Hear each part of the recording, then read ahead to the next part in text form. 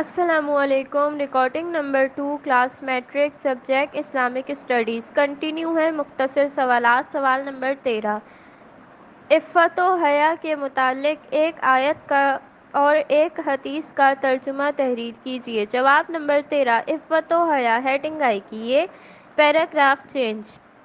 عفت و حیا قائم کرنے کی قرآن مجید میں بھی تلقین کی گئی ہے۔ قرآن مجید میں مومنوں کے درجے کو فائز کیا گیا ہے۔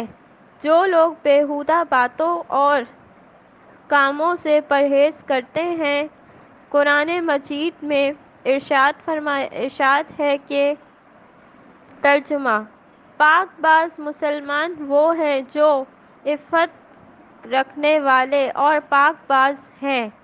رسول اکرم صلی اللہ علیہ وآلہ وسلم نے عفت و حیا کی تلقین کی ہے۔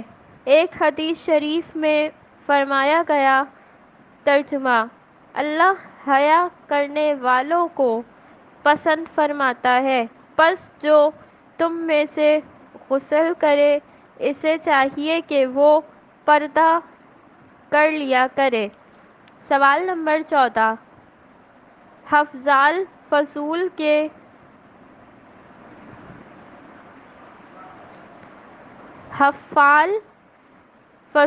کے بارے میں صلی اللہ علیہ وآلہ وسلم کیا جانتے ہیں؟ حفظال فضول ہیڈنگ آئی کی پھر ہے پیراگراف چینج۔ 15 سال کی عمر میں نبی کریم صلی اللہ علیہ وآلہ وسلم نے عربوں کی ایک قبائلی جنگ حرب فجار میں شرکت کی۔ اس جنگ کے بعد بنو ہاشم، بنی زہرہ اور بنی تمیم کے دیگر قبائل کے درمیان ایک معاہدہ طے پایا جسے حفظ الفضول کہا جاتا ہے۔ اس معاہدے میں یہ کہا گیا تھا کہ تمام قبائل مظلوموں کا ساتھ دیں گے، خواہ وہ کسی بھی قبائل سے تعلق رکھتے ہوں، اور ریاست میں امن و امان کے قیام کے لیے کوشش کرتے رہیں۔ اس معاہدے میں آپ صلی اللہ علیہ وآلہ وسلم نے بھی شرکت کی۔ اس معاہدے میں آپ صلی اللہ علیہ وسلم کو اس وقت تک پسند کیا گیا تھا کہ رسالت ملنے کے بعد بھی اس معاہدے کا تذکرہ کیا کرتے تھے۔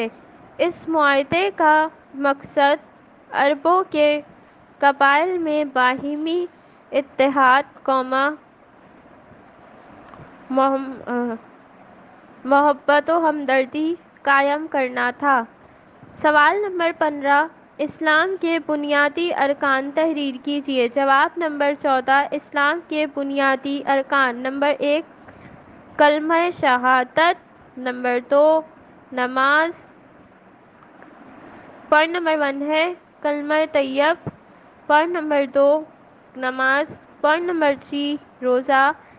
پوائنٹ نمبر 4، زکوٰۃ۔ پوائنٹ نمبر 5، حج۔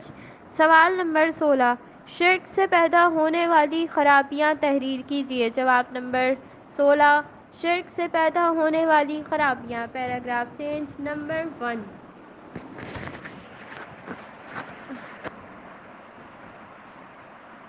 شرک کرنے والا اگر کوئی عبادت کرے تو وہ قبول نہیں ہوتی، کیونکہ شرک کرنا گناہ عظیم ہے۔ نمبر 2، شرک کرنے والے کی ذات پر اس کے منفی اثرات پڑتے ہیں اور اس کے عزت نفس ختم ہو جاتی ہے۔ نمبر 3، شرک کی وجہ سے بعض غرور و تکبر پیدا ہوتا ہے جو نہ صرف اپنی ذات کے لیے نقصان دہ ہے بلکہ اس کی وجہ سے معاشرے میں بھی اچھا مرتبہ حاصل نہیں ہوتا۔ پوائنٹ نمبر 4، شرک کو گناہ عظیم قرار دیا گیا ہے، اس لیے شرک کرنے والے کی آخرت بھی خراب ہو جاتی ہے۔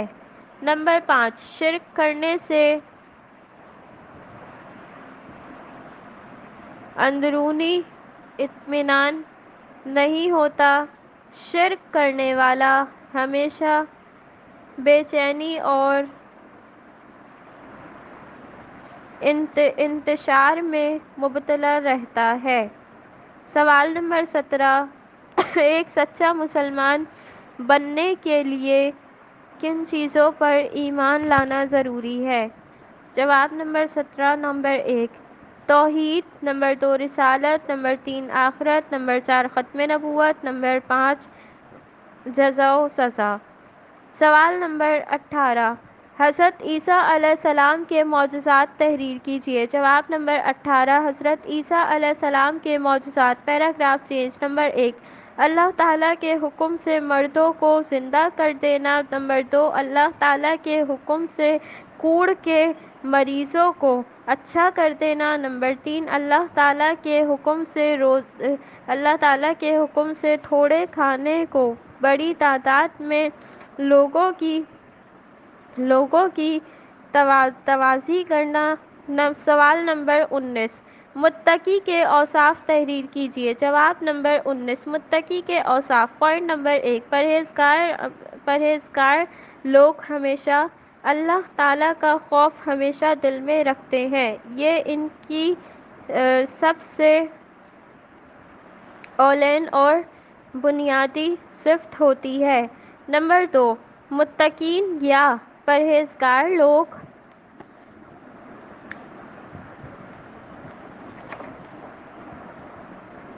اپنے عقیدے کو پوری مضبوطی کے ساتھ قائم کرتے ہیں، اللہ کے احکامات کے مطابق اپنی زندگی بسر کرتے ہیں۔ پوائنٹ نمبر 3، متقین یا پرہیزگار لوگوں کا اللہ پر کامل بھروسہ اور ایمان ہوتا ہے۔ نمبر 4، متقین یا پرہیزگار لوگ اللہ تعالیٰ کی عبادت میں مصروف رہتے ہیں، نماز قائم کرتے رہو اور نیک اعمال کرتے رہو۔ نمبر 5، متقین یا پرہیزگار لوگ اللہ تعالیٰ کی راہ میں کھلے دل سے خرچ کرتے ہیں اور اللہ تعالیٰ کی راہ میں ہر قسم کی قربانی دینے کے لیے تیار رہتے ہیں۔ سوال نمبر 20، والدین کے حقوق تحریر کیجیے۔ جواب نمبر 20، والدین کے حقوق۔ پوائنٹ نمبر 1، والدین کی فرمانبرداری والدین کا بنیادی حق ہے اور اولاد کا فرض ہے کہ وہ اپنے والدین کی اطاعت و فرمانبرداری کرے۔ نمبر 2، اولاد سے خدمت حاصل کرنا والدین کا حق ہے، اس لیے اولاد والدین کی خدمت کرے۔ نمبر 3، والدین سے حسن سلوک بنیادی حق ہے اور اولاد کا فرض یہ ہے کہ وہ والدین سے نیک برتاؤ کرے اور حسن سلوک سے پیش آئے۔ پوائنٹ نمبر 4، والدین کی ضرورت پوری کرنا اولاد کا حق ہوتا ہے، اس لیے اولاد کو والدین کی ضرورت پوری کرنی چاہیے۔ پوائنٹ نمبر 5، والدین کا حق ہوتا ہے کہ وہ ان کی وفات کے بعد ان کی دعائے مغفرت کی جائے۔ اولاد کا فرض ہے کہ وہ اپنے والدین کے لیے دعائے مغفرت کرے۔ سوال نمبر 21، ختم نبوت سے کیا مراد ہے؟ جواب نمبر ختم نبوت سے کیا مراد ہے؟ 1 قرآنی آیات کا حوالہ دیجیے۔ جواب نمبر 21، وہ عقیدہ جس کے مطابق حضرت محمد مصطفیٰ صلی اللہ علیہ وآلہ وسلم پر نبوت کا خاتمہ کر دیا گیا اور آپ صلی اللہ علیہ وآلہ وسلم کے بعد اللہ کی طرف سے یا کوئی نبی یا پیغمبر نہیں آئے گا اور آپ صلی اللہ علیہ وآلہ وسلم کو حاکم و خاتم الانبیاء، اللہ تعالیٰ نے نبوت کے وسیلے سے ہدایت کا سلسلہ مقرر فرما دیا۔ عقیدہ ختم نبوت کہلاتا ہے۔ ختم نبوت یہ ہے کہ آپ صلی اللہ علیہ وآلہ وسلم پر نبوت کا خاتمہ کر دیا گیا۔ قرآن پاک میں ارشاد ہے، ترجمہ: آپ صلی اللہ علیہ وآلہ وسلم تم مردوں میں سے کسی کے باپ نہیں ہیں، لیکن وہ اللہ تعالیٰ کے رسول اور نبیوں کو ختم کرنے والے ہیں۔ اللہ تعالیٰ ہر چیز کا جاننے والا ہے۔ سورۃ الاحزاب، آیت نمبر 14۔ سوال نمبر 22، زکوٰۃ کے 2 فوائد اور 3 مصارف تحریر کیجیے۔ جواب نمبر 22، زکوٰۃ کے 2 فوائد۔ ہیڈنگ ہے یہ پیراگراف چینج۔ پوائنٹ نمبر 1، زکوٰۃ کی فرضیت اور اس کی ادائیگی کا احساس ایک انسان کی سوچ سے دولت کی ہوس کو مٹا دیتا ہے اور غریبوں کی مدد کرنے میں خوشی محسوس کرتے ہیں۔ نمبر 2، زکوٰۃ کی ادائیگی سے دولت ایک جگہ پر اکٹھی نہیں ہوتی اور نہ ہی سرمایہ جات میں مخصوص لوگوں کے ہاتھوں میں محفوظ ہوتی ہے۔ زکوٰۃ کی ادائیگی دولت کی تقسیم سے سرمایہ کی گردش کے لیے راہ ہموار کرتی ہے۔ ہیڈنگ آئے گی زکوٰۃ کے مصارف۔ نمبر 1، ایسے لوگ جو بہت زیادہ بوڑھے یا کمزور ہو چکے ہوں یا جسمانی طور پر اس طرح معذور ہوں خود کو کام کر کے اپنی روزی نہ کما سکیں، فقراء کہلاتے ہیں۔ فقراء کی ہجے ہے ف ق ر ا ح۔ فقراء کہلاتے ہیں۔ ان لوگوں کی زکوٰۃ سے مدد کی جاتی ہے۔ نمبر 2، ایسے لوگ جو معاشی طور پر کمزور ہوں، ان کے ذریعہ آمدنی محدود ہو، مساکین کہلاتے ہیں۔ مساکین کی ہجے ہے م ص ا ق ی ن۔ مساکین کہلاتے ہیں۔ ان کی بھی زکوٰۃ سے مدد کی جاتی ہے۔ نمبر 3، ایسے مصارف جو دوسری جگہ مصروفیت میں مبتلا ہوں اور معاشی طور پر بدحال ہو چکے ہوں، گر اپنے اصل مقام پر وہ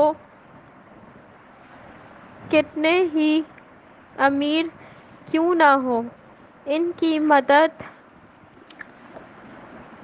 زکوٰۃ کی جمع کردہ رقم سے کی جا سکتی ہے۔ سوال نمبر 23، حجر اسود کا واقعہ تحریر کیجیے۔ جواب نمبر 23، خانہ کعبہ وادی قیران کے نچلے حصے میں واقع تھا، جہاں پر بارش کا پانی جمع ہو جاتا تھا، جس کی وجہ سے خانہ کعبہ کی عمارت کو نقصان پہنچا تھا۔ اسی وجہ سے تمام قبائل نے یہ فیصلہ کیا کہ خانہ کعبہ کی عمارت کی مرمت کی جائے۔ جب خانہ کعبہ کی عمارت کا کام مکمل ہو گیا اور حجر اسود کو نصب کر کے وقف کر کے تو قبائل کے درمیان اختلافات پیدا ہو گئے۔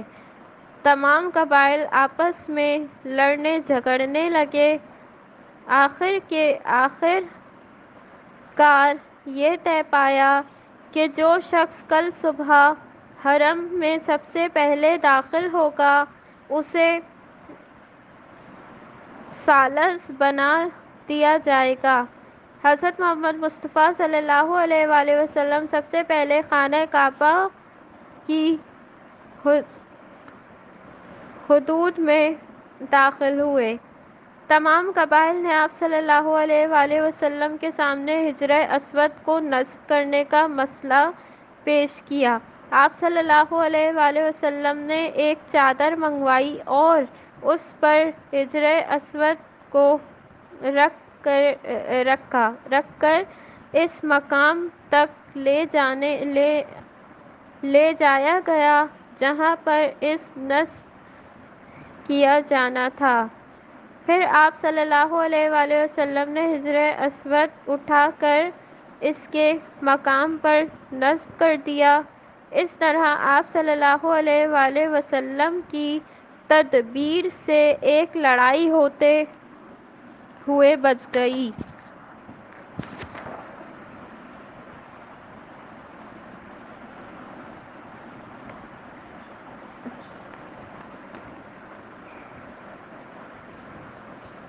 سوال نمبر 24، الفاظ معنی لکھیے۔ جواب نمبر 24، ہیڈنگ ہے الفاظ معنی۔ نمبر 1، کامزی، اس کا معنی ہے ضد، زید کھڑا ہوا۔ نمبر 2، شراب خالد، اس کے معنی ہے خالد نے دودھ پیا۔ نمبر 3، ماء زمزم، اس کے معنی ہے زمزم کا پانی۔ نمبر 4، لا تذهب، معنی ہے مت جاؤ۔ نمبر 5، قام الرجب، اس کے معنی ہے مرد کھڑا ہوا۔ سوال نمبر 24، قرآن مجید میں انسانوں کو کتنے گروہ میں تقسیم کیا گیا ہے؟ جواب نمبر 25، قرآن مجید میں انسانوں کو 3 گروہ میں تقسیم کیا گیا ہے۔ نمبر 1، پہلا گروہ اہل ایمان کا ہے جو اللہ تعالیٰ کی تعلیمات اور آپ صلی اللہ علیہ وآلہ وسلم کی سنت پر پوری طرح عمل کرتے ہیں۔ نمبر 2، دوسرا گروہ وہ کافروں کا ہے جو قرآن کی تعلیمات اور دین اسلام کی حقیقت کو تسلیم کرنے سے مکمل طور پر انکار کر دیتے ہیں۔ نمبر 3، تیسرا گروہ منافقین کا ہے جو بظاہر ایمان تو لے آتے ہیں لیکن دل سے اس اسلام کی حقیقت کو تسلیم نہیں کرتے۔ سوال نمبر 26، آپ صلی اللہ علیہ وآلہ وسلم کا بچوں اور جانوروں سے حسن سلوک پر 5 جملے تحریر کیجیے۔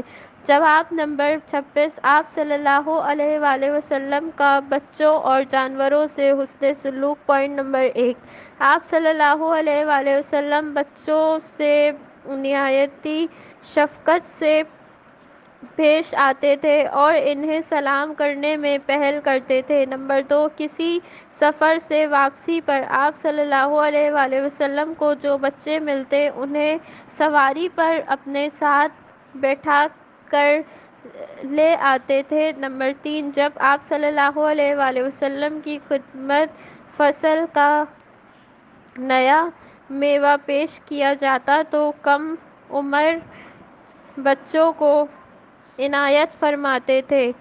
پوائنٹ نمبر 4، آپ صلی اللہ علیہ وآلہ وسلم جانوروں کے ساتھ شفقت کی تلقین فرماتے تھے۔ انہوں نے ہمیشہ جانوروں کو آپس میں لڑانے سے منع فرمایا ہے۔ پوائنٹ نمبر 5، جانوروں کی دیکھ بھال کی تلقین کرتے تھے۔ ایک مرتبہ آپ صلی اللہ علیہ وآلہ وسلم نے ایک بہت کمزور اور لاغر اونٹ دیکھا تو شفقت سے اس کی بدن پر ہاتھ پھیرا اور اس کے مالک کو اس کا صحیح خیال رکھنے کی تلقین کی۔ سوال نمبر 27، غلاموں کے ساتھ آپ صلی اللہ علیہ وآلہ وسلم کا برتاؤ کیسا تھا؟ جواب نمبر 27، غلاموں کے ساتھ آپ صلی اللہ علیہ وسلم کا برتاؤ۔ پیراگراف چینج، غلاموں کے ساتھ حضرت محمد صلی اللہ علیہ وآلہ وسلم کا رویہ مثالی تھا۔ آپ صلی اللہ علیہ وآلہ وسلم غلاموں کے حقوق کا بہت خیال رکھتے تھے، ان سے ہمیشہ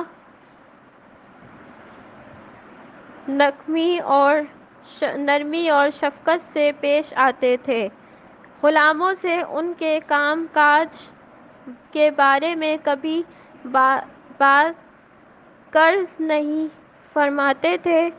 حضرت زید رضی اللہ تعالیٰ عنہ سے آپ صلی اللہ علیہ وآلہ وسلم کو بہت محبت تھی، انہیں اگر کسی کام کو سر انجام دینے میں دیر ہو جاتی تو آپ صلی اللہ علیہ وآلہ وسلم کبھی دیر ہونے کی وجہ دریافت نہیں فرماتے۔ آپ صلی اللہ علیہ وآلہ وسلم نے غلاموں سے نہایت شفقت و نرمی کی تلقین فرمائی ہے۔ بعد آخری خطبہ حجۃ الوداع غلاموں کے بارے میں فرمایا ہے کہ وہ غلام تمہارے بھائی ہیں، جو خود کھاؤ انہیں بھی کھلاؤ، جو خود پہنو انہیں بھی پہناؤ۔ سوال نمبر 28، حضرت عیسیٰ علیہ السلام کس کے بیٹے تھے؟ ان کے 3 معجزات تحریر کیجیے۔ جواب نمبر 28، حضرت عیسیٰ علیہ السلام حضرت مریم علیہ السلام کے بیٹے تھے۔ حضرت عیسیٰ علیہ السلام کے معجزات۔ ہیڈنگ ہے نمبر 1، اللہ تعالیٰ کے حکم سے مردوں کو زندہ کر دینا۔ نمبر 2، اللہ کے حکم سے کوڑ کے مریضوں کو اچھا کر دینا۔ نمبر 3، اللہ کے حکم سے تھوڑے سے کھانے کو کافی لوگوں کو تواضع کرنا۔ سوال نمبر 29، دنائی کی جڑ اللہ تعالیٰ سے ڈرنا ہے، یہ حدیث عربی میں لکھیے۔ جواب نمبر 29، دنائی کی جڑ اللہ تعالیٰ سے ڈرنا ہے، اس کی عربی مندرجہ ذیل ہے: انورٹڈ کاما اوپن، رفع الحکمتی وخط